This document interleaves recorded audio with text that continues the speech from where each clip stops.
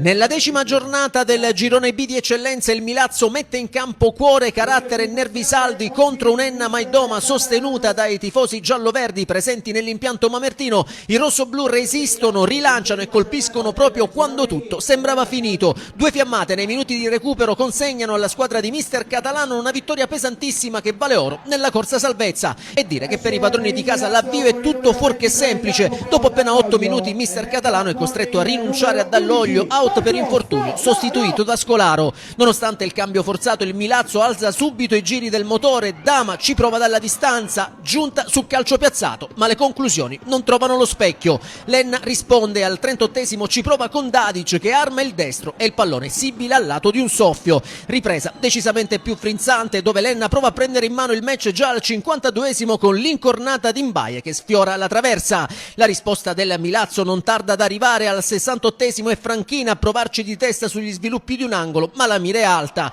Gli ospiti tornano a farsi vedere al 75esimo con una doppia occasione firmata Dadic e Rossitto, senza però trovare il bersaglio grosso. Un minuto più tardi, nuova tegola per i mamertini, Scolaro alza bandiera bianca per un fastidio muscolare dentro Cassaro che rientra dopo 3 gare d'assenza per la frattura al setto nasale. La gara resta apertissima fino agli ultimi istanti quando il Milazzo spinge con più convinzione e al 93esimo la spada illumina il Salmeri con una splendida girata acrobatica, ma l'Oliva risponde con una parata da applausi. E il preludio al gol sul corner successivo, infatti Runz anticipa tutti e firma di testa l'1-0 facendo esplodere di gioia i tifosi rossoblù.